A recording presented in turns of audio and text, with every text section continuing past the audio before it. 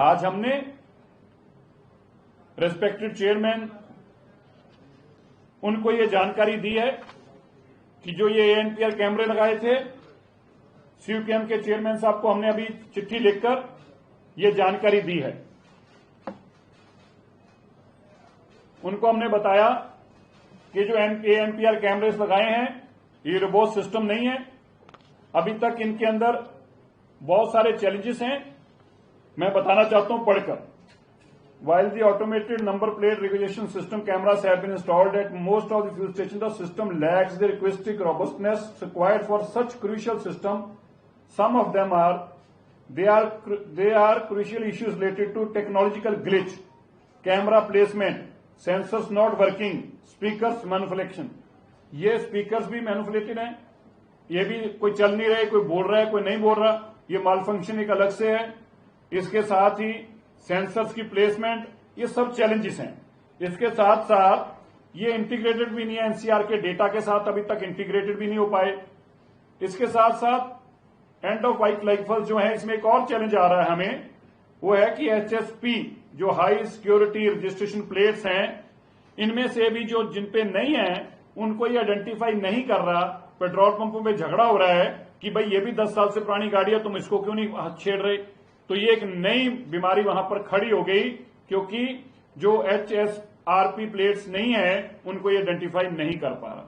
इसके साथ ही इसमें एरर्स भी आ रहे हैं और इसकी इंप्लीमेंटेशन में दिक्कतें और चैलेंजेस भी हैं। हमने ये भी बताया कि किस तरह से गुड़गांव, फरीदाबाद और गाजियाबाद और बाकी एनसीआर के अंदर भी ऐसा कोई कानून अभी तक लागू नहीं हुआ।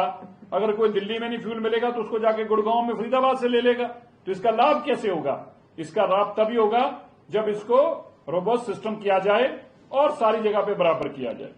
हमने बताया कि दिल्ली की सरकार पोल्यूशन के लिए बहुत तेजी से कदम उठाए हैं, डस्ट मिटिगेशन के कदम उठाए हैं, फ्यूल पोल्यूशन के लिए हमने काम किया है, हमने पीएम 2.5 को कम करने के लिए काम किया है। हमने बताया कि किस तरह से दिल्ली की सरकार इस साल 70 लाख से ज्यादा पेड़ लगाने जा रही है। हमने बताया कि किस तरह से पीयूसी जो पोल्यूशन अंडर कंट्रोल सर्टिफिकेट है उसको हम और मुस्तैदी से जानकारी ले रहे हैं, थर्ड पार्टी उसकी जानकारी लेके। पिछली सरकार ने जो स्कैंडल उसमें भी किया था उस तरह का कुछ ना हो, उसके लिए भी हमें पक्का कदम उठा रहे हैं। हमने ये भी बताया मैंडेटरी किया गया, हाई राइज बिल्डिंग्स के अंदर एंटी स्मोक गन्स लगाई जा रही है और उनको मैंडेटरी कर दिया गया है। हमने बताया कि किस तरह से दिल्ली की सारी पीडब्ल्यूडी की सड़कें जो हैं वो मैकेनिकल रोड स्वीपर के माध्यम से अब साफ की जाएंगी, ताकि पीएम 2.5 डस्ट जो है पार्टिकल्स ना बने, और साथ में इनके साथ एंटी स्मोक गन और वाटर स्प्रिंकलर्स भी इंटीग्रेटेड होंगे, ताकि दिल्ली के वातावरण को और स्वच्छ किया जा सके।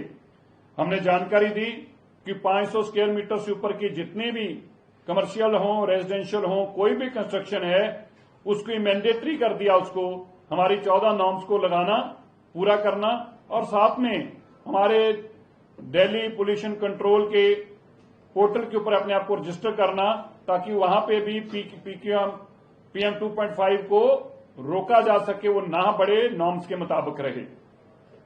हमने बताया कि हम प्रिवेंटिव कदम उठा रहे हैं एंड ऑफ लाइफ व्हीकल्स के लिए। कैसे? हम जल्दी ये सिस्टम डेवलप कर रहे हैं जिससे एंड ऑफ लाइफ व्हीकल से पहले एडवांस में उनको जानकारी दी जा सके, 1 महीना पहले, 3 महीने पहले, ताकि उनको पता हो कि उन्होंने अपनी गाड़ी को यहां से रिमूव करना है, दूसरे स्टेट में अगर ले जानी है। ये सारी जानकारी का भी हमने सिस्टम बनाया, और दूसरे स्टेट से ऐसी गाड़ियां ना आए, नेबरिंग स्टेट्स के अंदर भी हम इस माध्यम से, टेक्नोलॉजी के माध्यम से उनको जानकारियां देंगे। इनके चलते हमने उनको जानकारी दी है, because of the technological and extremely complex system and lack of integration and with neighbouring states, there is a public discontent and outcry. In these said circumstances, it is not feasible to implement this system where fuel is being denied to EOL end of life vehicles identified through ANPR installed at petrol pumps in Delhi. हम उनको जानकारी दी है कि इसके चलते ये इस ANPR को इम्प्लीमेंट करना, इस सिस्टम को इम्प्लीमेंट करना अभी फिजिबल नहीं है। इसलिए जो बाकी स्टेट्स के अंदर जब आप बाकी जिस तरीके से एनसीआर के अंदर जब आप इसको इम्प्लीमेंट करेंगे, साथ साथ में तब तक हम भी अपने आप को टेक्नोलॉजिकली इसको जानकारी लेकर इसको अपग्रेड करके इसके टेस्ट करके इसका एक्सपीरियंस और एक्सपेरिमेंटल तौर पर भी पूरी जानकारी लेके एक पूरा सिस्टम रोबस्ट हो जाए, उसके बाद ही इसको भी हम भी इंप्लीमेंट करने की स्थिति में होंगे।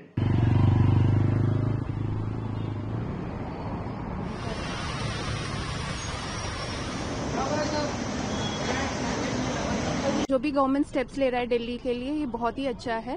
बिकॉज कैपिटल सिटी में ब्रीथेबल पोल्यूशन के लिए जो भी स्टेप्स लिया जा रहा है, पर्टिकुलरली व्हीकल पोल्यूशन बहुत ही ज्यादा है, तो उस पर जो भी कदम लिया जा रहा है और नई सरकार की बहुत अच्छी ये स्टेप्स है।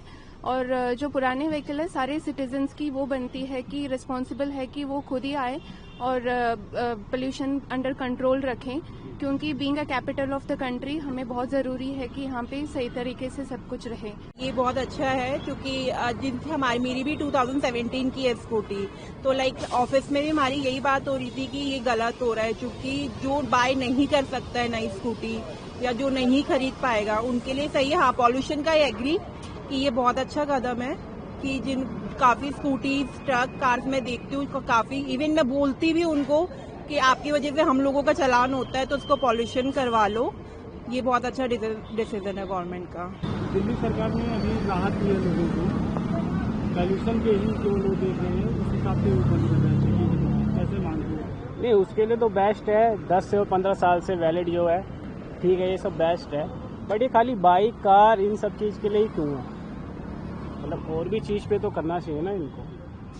वैसे भी ये हो गया, अभी इतने सारे हादसे हो रहे हैं।